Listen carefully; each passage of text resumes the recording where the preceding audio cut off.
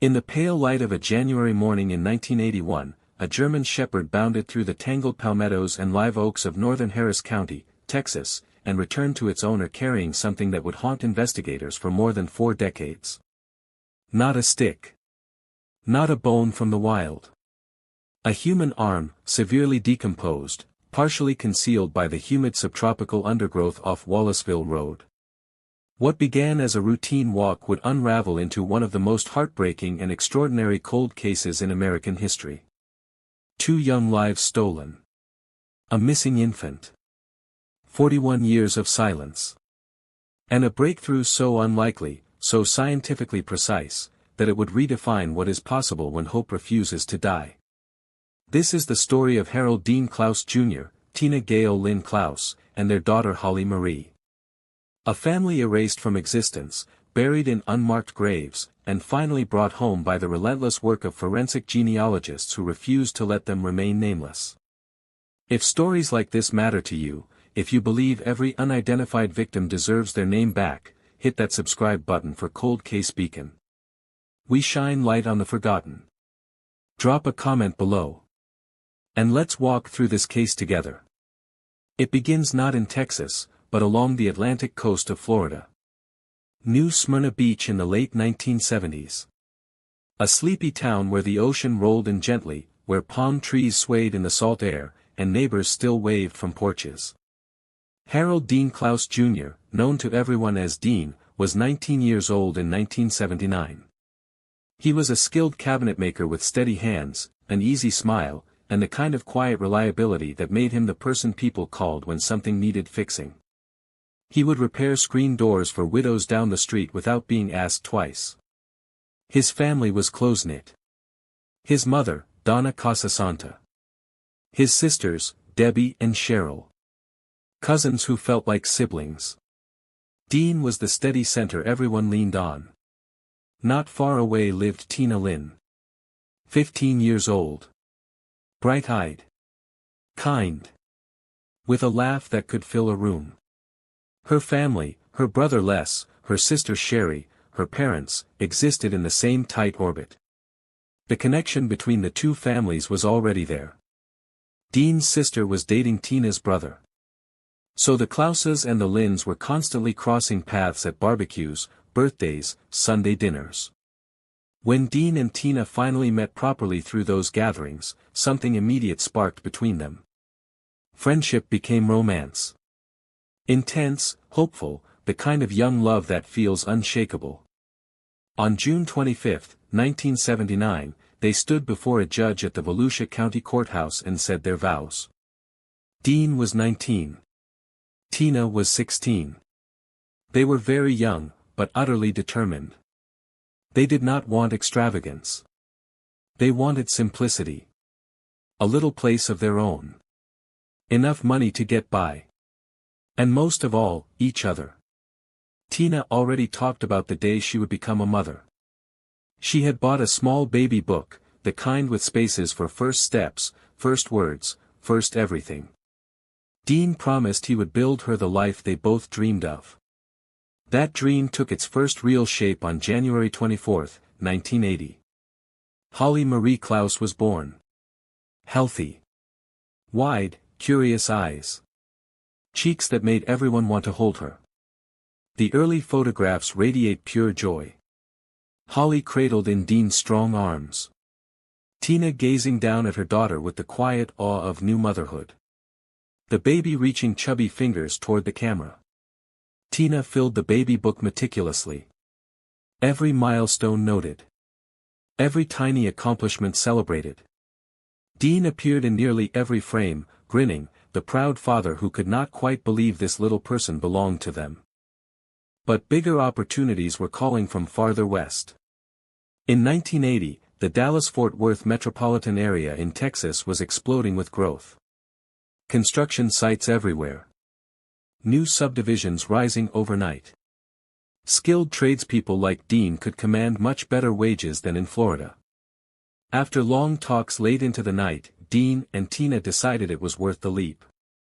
They packed their belongings into their red 1978 AMC Concorde, buckled 6-month-old Holly into her car seat, and drove the long road from Florida to Louisville, a fast-growing suburb north of Dallas. They found a modest apartment. Dean started looking for cabinet-making jobs. Tina settled into caring for Holly in their new space. The letters home continued, full of optimism. Tina wrote regularly to both sets of parents. Holly is pulling herself up on furniture now. Starting to babble. Laughing so hard at peekaboo that she hiccups. In October 1980, one envelope stood out. Tina enclosed several snapshots of Holly standing proudly beside her little walker, staring straight into the camera with that big, trusting baby smile. Donna Casasanta kept the photos in a special place, passing them around to the family. Everyone smiled at the milestones happening so far away. Then nothing.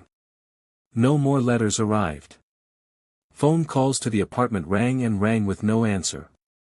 Weeks stretched into a month, then 2. At first, the families told themselves it was normal. New city. New job. Adjusting to life as transplants. But as the holidays approached and still nothing came, the silence grew heavier. More ominous. Donna started writing letters of her own. They came back marked undeliverable. She called the apartment complex. No forwarding address on file. Worry hardened into dread. By early 1981, after months without contact, the families filed missing persons reports with local police in Florida. Dean, Tina, and baby Holly were entered into national databases. But the couple had only lived in Texas a short time. They had no criminal history. No known enemies. No red flags. Investigators had almost nothing to work with.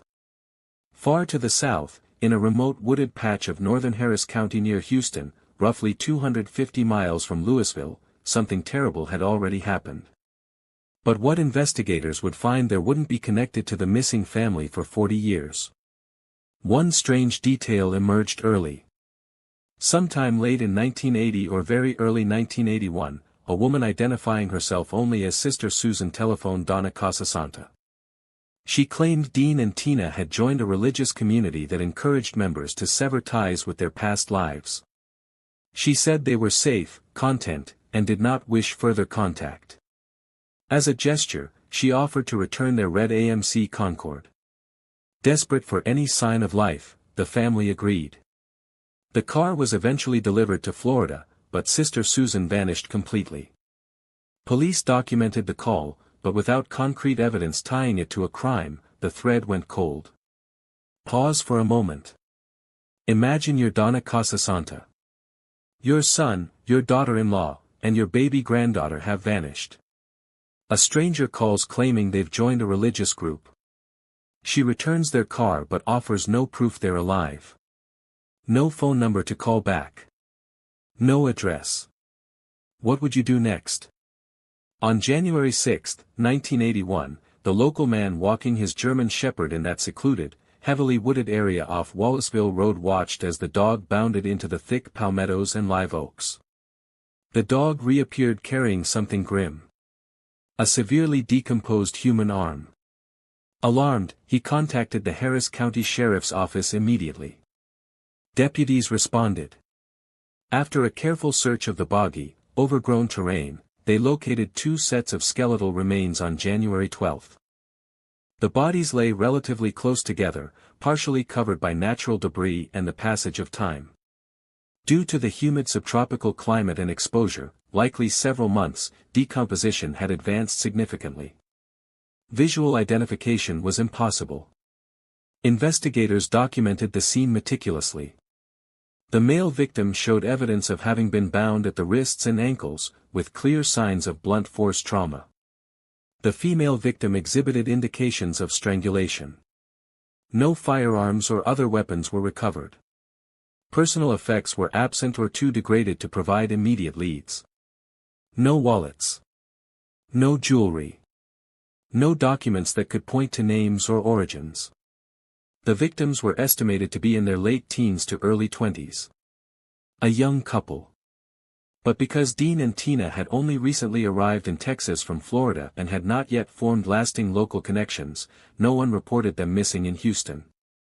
No employers. No landlords. No friends raising alarms.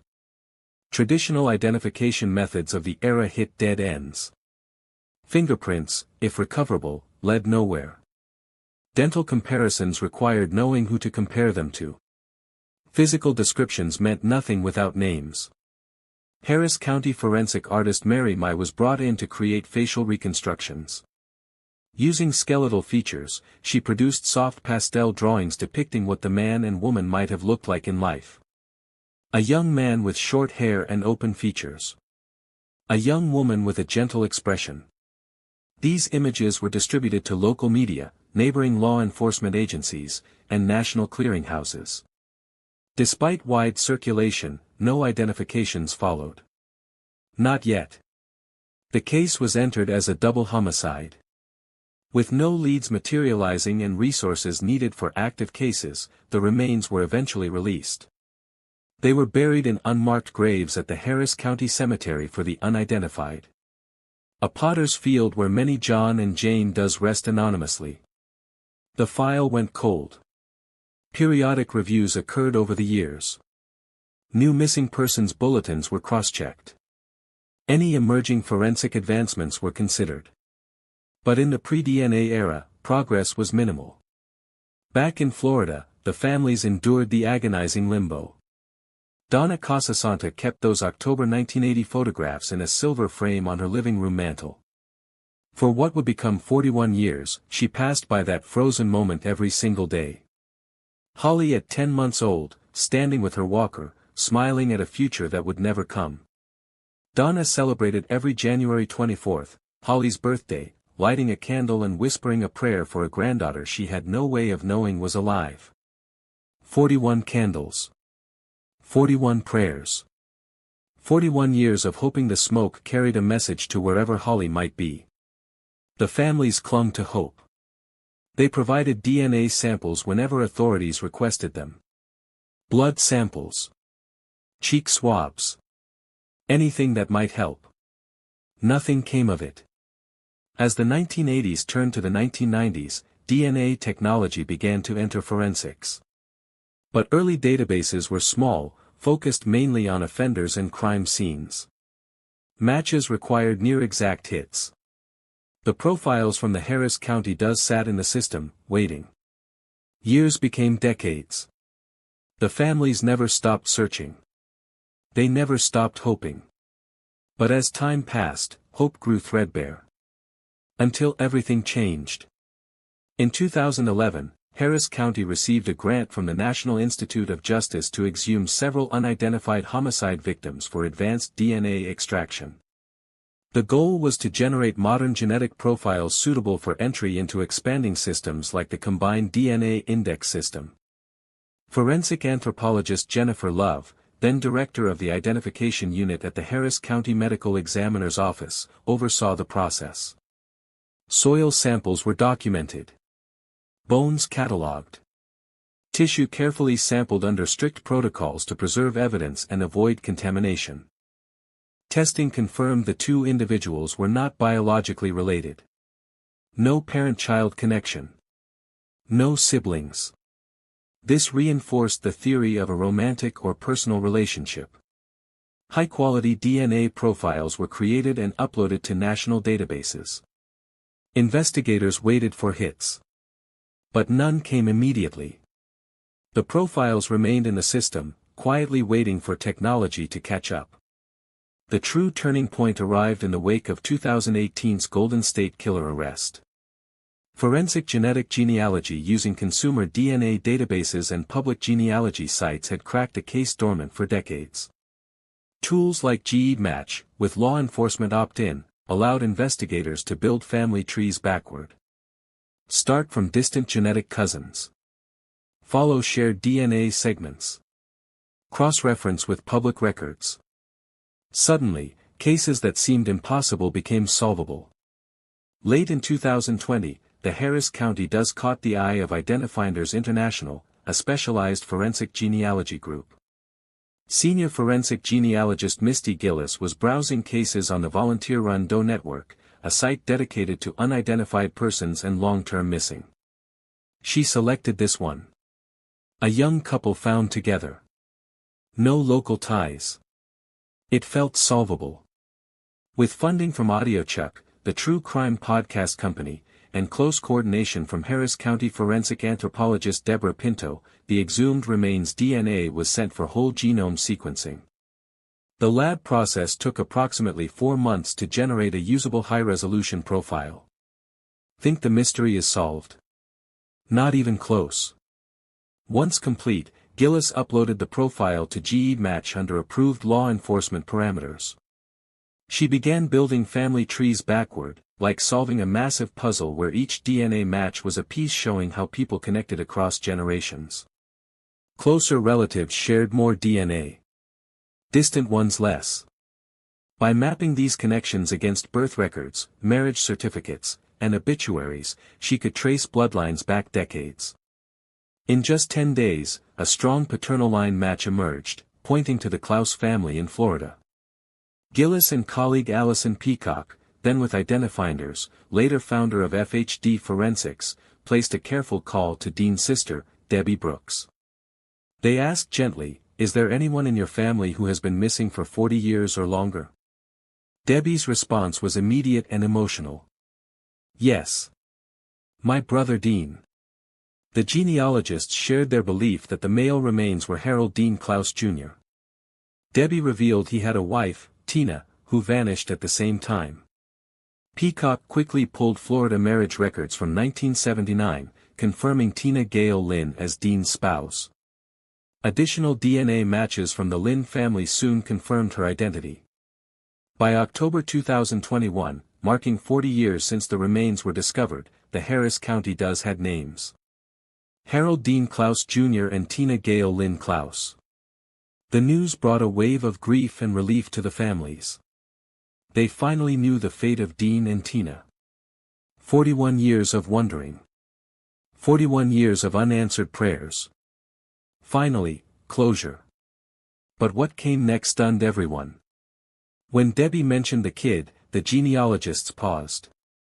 If you're still watching at this point, drop a comment with "I'm still here." Let's see who's truly following this shocking story. No infant remains had been found at the scene. No matching child cases existed in any database. Holly Marie Clouse, the baby last documented in Tina's October 1980 letter, had disappeared alongside her parents. But unlike them, she had never been accounted for in death. The question was no longer who were these two young people found in the woods. It became something far more urgent. Something alive. Where is their daughter, Holly Marie Clouse, who was 17 months old when her parents disappeared? The Texas Attorney General's Cold Case and Missing Persons Unit assumed primary investigative responsibility. They assembled a multi-agency task force. Harris County Sheriff's Office. Louisville Police Department. Volusia County Sheriff's Office in Florida. And the National Center for Missing and Exploited Children, whose expertise in long-term child cases was invaluable. The first steps were immediate. Forensic artists at the National Center for Missing and Exploited Children took the handful of 1980 baby photographs and applied state-of-the-art age progression techniques. They considered genetic factors from both parents. Dean's strong jawline. Tina's soft eyes. Standard aging markers for a woman in her early 40s. The resulting image depicted a mature woman with dark hair and an approachable face. This image was distributed widely to law enforcement databases, social media, and media outlets across Texas, Oklahoma, and surrounding states. Meanwhile, DNA samples already collected from multiple Clouse and Lynn relatives were uploaded to public genealogy platforms that permit law enforcement searches. Primarily GEDmatch. Investigators set narrow parameters. High centimorgan matches, the unit measuring shared DNA, typically 1500 plus for a first-degree relative like a daughter. Any profile showing adoption, foster care, or unknown biological origins before age 2 was flagged for immediate follow-up. Detectives also revisited the mysterious Sister Susan phone call. The return of the red AMC Concorde suggested someone had possession of the vehicle shortly after the couple's disappearance. Possibly the same person who removed Holly from the scene. Investigators quietly queried former members of nomadic religious groups active in Texas during that era. Particularly the Christ family, a decentralized nonviolent sect known for barefoot members wearing long white robes, strict vegetarianism, and communal living. Some former adherents recalled Sister Susan as a real name used within certain circles, but no one could confirm direct involvement in violence or child relocation. Forensic anthropologists refined the time of death estimate for Dean and Tina to late October or early November 1980, based on insect activity, soil conditions, and decomposition rates. This placed Holly's separation from her parents very close to the murders. Likely within days or even hours. While traditional investigators worked these angles, Misty Gillis and Allison Peacock continued their specialized genealogy effort. They expanded the family trees exponentially. They monitored new DNA uploads daily, watching for profiles that appeared orphaned. People who listed adoptive parents. Vague early childhoods. No known biological family before age 2. For months, promising leads surfaced and were systematically eliminated. A woman in her early 40s in Kansas matched at 800 centimorgans with the Clouse line. But her adoption records traced to a different state and year. Another in New Mexico shared 650 centimorgans. Again, paper trails showed her biological parents alive and accounted for in 1980. Each false lead was frustrating. But necessary. Because somewhere out there, the baby from the Walker photo was living her life, unaware her name was Holly Marie Clouse. Then, in the first week of June 2022, a new G-Match upload triggered an immediate high-priority alert. The profile belonged to a woman in her early 40s living in central Oklahoma. She shared over 1,700 centimorgans with multiple Clouse relatives and nearly 1,600 with Lynn relatives. Amount strongly consistent with a biological child of Dean and Tina. Her own tree showed adoption as an infant. Raised by a pastor and his wife in a small church community. No biological family documented prior to age 2. The match strength was overwhelming. There was no realistic chance of coincidence. Gillis and Peacock contacted the Texas Attorney General's unit within hours. Detectives moved quickly and discreetly. They verified the woman's current name. Holly Miller, married, age 42, resident of Cushing, Oklahoma, a quiet town of about 8,000 people, roughly 300 miles north of Houston. She worked at Nate's Deli and Grill. Had 5 children. Lived a stable, unremarkable life centered around family and faith. On June 7, 2022, the date that would have been Dean Clouse's 62nd birthday, 2 investigators from the Attorney General's Cold Case Unit entered Nate's Deli during the lunch rush. They waited until the crowd thinned. Then asked to speak with Holly privately in the back office.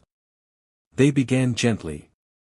They showed her the National Center for Missing and Exploited Children age progression image first. Then the original 1980 baby photographs. They explained the 41-year journey. The unidentified remains found in 1981. The long cold years. The 2011 exhumation. The 2020 genetic sequencing. The breakthrough identification of Dean and Tina in 2021. And the focused search for the missing infant that had led, finally, to her. Holly listened in stunned silence as the detectives laid out the facts. She had always known she was adopted. Pastor Philip McGoldrick and his wife had raised her in a loving church home after 2 barefoot women in long white robes brought her to the church as a baby. They brought her birth certificate. A handwritten note, purportedly from Dean, relinquishing parental rights. The McGoldricks had never hidden the adoption. They simply had no further details about her origins. Holly had grown up secure in the family she knew. She had no memories of Florida. No memories of Texas. No memories of the violence that took her parents. The detectives confirmed everything through DNA. She was unequivocally Holly Marie Clouse. That same afternoon, with Holly's consent, arrangements were made for a Zoom reunion. More than 25 biological relatives, aunts, uncles, first cousins from both the Clouse and Lynn sides, gathered in Florida. When Holly appeared on screen, the room filled with gasps, tears, and overlapping voices. Debbie Brooks, Dean's sister, spoke first through sobs. "We've been looking for you your whole life. If you've followed this story to this point, let us know in the comments. Your engagement helps bring attention to cases like these." Aunts and cousins held up faded baby photos. Shared stories of Dean's easy laugh and Tina's gentle nature. Described how they had celebrated Holly's birthday every January 24 for 41 years, even when hope was thin. In November 2022, Holly traveled to Florida for an in-person reunion. The gathering lasted days. Long hugs. Albums spread across tables. Late-night conversations about the parents she would never meet but now knew intimately. She grieved deeply for Dean and Tina. Yet felt profound gratitude for the adoptive family that had raised her with unwavering love. The murders of Dean and Tina remain unsolved. The Texas Attorney General's Cold Case Unit continues to pursue leads, particularly around nomadic religious communities active in the late 1970s and early 1980s. Detectives have interviewed former members of the Christ family, including a woman who confirmed using the name Sister Susan in the early 1980s and acknowledged returning the Clouse's red AMC Concorde. She denied any knowledge of or involvement in violence. No physical evidence or credible witness has yet connected anyone conclusively to the crime. Holly remains hopeful yet realistic. In interviews, she has stated, "I don't think the people we've spoken to committed the murders. I think they were living their way of life. But someone knows something. I pray that one day compassion will bring that truth forward." Yet the biggest discovery wasn't just solving a cold case. It was what Holly did next. Holly and her biological family established the Dean and Tina Lynn Clouse Memorial Fund, which soon grew into Genealogy for Justice, a 501c3 nonprofit co-founded with forensic genealogist Allison Peacock. The mission was ambitious. Raise funds and provide technical support for genetic genealogy investigations into unidentified human remains across the United States. Cases where traditional methods have stalled for decades. John and Jane Doe who have waited in anonymous graves. Their families left in limbo. The impact came swiftly.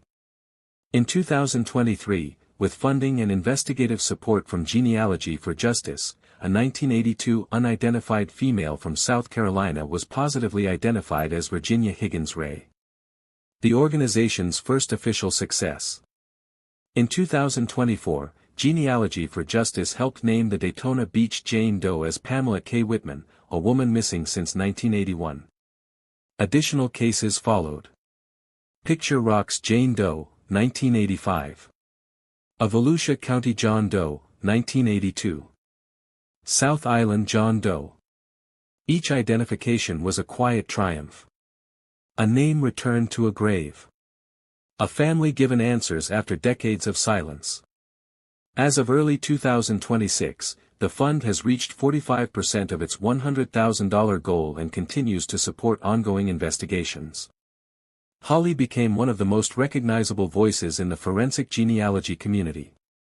In her 2023 ABC 2020 interview, she spoke with raw honesty. "I knew I was adopted, but I never imagined this. It was like my whole life suddenly had two beginnings." In a 2024 KJRH TV interview in Tulsa, she addressed the lingering ache felt by thousands of families. "It's tormenting to the soul when you just don't know. Not knowing what happened to your parents.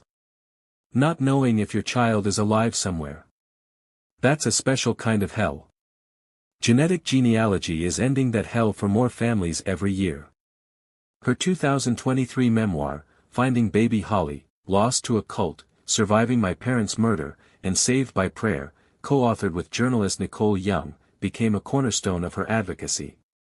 She writes of the shock at the deli. The tears on the Zoom call when 25 relatives appeared on screen. The in-person reunion where she finally held the hands that had once held her mother. She writes about forgiveness. Not just toward the unknown perpetrators, but toward the circumstances that stole her parents. I don't hate the people who did this, she says in the book. I hate what was taken, but I choose to live in the light of what was given back. Proceeds from the book support Genealogy for Justice's work. The book itself has inspired thousands to upload their DNA to help solve other cases. Holly's story has become a landmark in the world of cold case resolution. It stands out because Holly was found alive. A rare miracle in a field where most breakthroughs involve naming the deceased. In October 2023, Donna Casasanta passed away. She had learned Holly had been found. She knew her granddaughter was alive, safe, and loved. But she never got to hold her hand in person one more time. That near miss, that quiet grief, still surfaces in Holly's voice when she speaks about it. I wish I could have told her thank you in person. Thank you for never giving up on me. Today, Holly lives fully in the present. Raising her 5 children and grandchildren. Working at Nate's Deli. Attending church. And dedicating increasing time to advocacy. She speaks at conferences. Appears on podcasts. Continues to support Genealogy for Justice's mission. Her life is grounded, joyful, and purposeful. A testament to resilience. She has 2 families who love her. 2 mothers who shaped her. And a mission that turns personal pain into collective healing. What began as a young couple's hopeful drive west for a better future ended in tragedy beyond comprehension. But through decades of quiet persistence, breakthroughs in science, and the unbreakable bonds of love, biological, adoptive, and chosen, it became something far greater. A beacon of hope. A catalyst for change. And a reminder that even after 41 years of silence, some stories can still find their way home. This case isn't rare. Thousands of unidentified remains wait in unmarked graves. Thousands of families light candles for loved ones they have no way of knowing are gone. If Holly's journey moved you, subscribe to Cold Case Beacon. We document these breakthroughs. We honor the forgotten. Drop a comment below. Share this with anyone who believes no case is ever truly beyond reach. We have more stories like this. More families waiting. More names to recover. Thank you for watching Cold Case Beacon.